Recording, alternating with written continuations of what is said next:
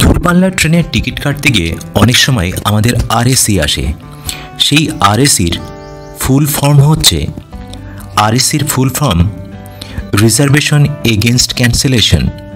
অর্থাৎ এই ক্ষেত্রে তোমার টিকিটটা তুমি ট্রেনে ভ্রমণ করতে পারবে শুধু বসার সুযোগ নিয়ে, কিন্তু তুমি পুরোপুরি স্লিপার বার্থ পাবে না। ধরো তোমার আরএসি 1 এসেছে, আর আরেকজন ব্যক্তি তার কনফার্ম টিকিট আছে।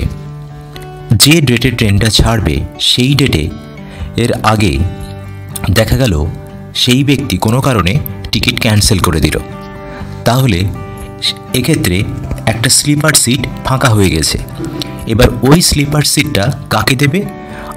তোমাকে দেবে, কারণ তোমার আরএসি 1 আছে। আরএসি 1 এর সিটটা তখন কনফার্ম হয়ে যাবে। তবে এই কনফার্ম হওয়া নির্ভর করছে তোমার ট্রেন জার্নি তোমার টিকিট কাটা থেকে কতটা দেরি আছে।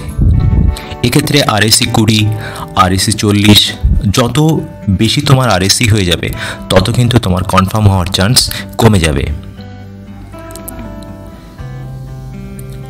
তবে আরএসিতে তুমি ট্রেনে ভ্রমণ করতে পারবে, সেটা কনফার্ম, কিন্তু সেটা বসে যেতে হবে, বসার সুযোগ দেবে। এই রকমভাবে দুজনকে শেয়ার করে নিতে হবে এবং প্রয়োজনে সেটা দুজনে আন্ডারস্ট্যান্ডিং করে কিছুটা শুয়েও। এখানে দেখো একটা টিকিটে আরএসি B363 দেখাচ্ছে।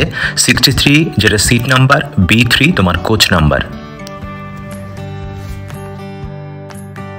তো এই ছিল আজকের ভিডিওটি কেমন লাগলো আশা করি তোমাদের ভালো লেগেছে। ভালো লাগলে ভিডিওটিকে লাইক করতে ভুলো না, চ্যানেলটাকে সাবস্ক্রাইব করে আমাদের সঙ্গে থেকো। এরকম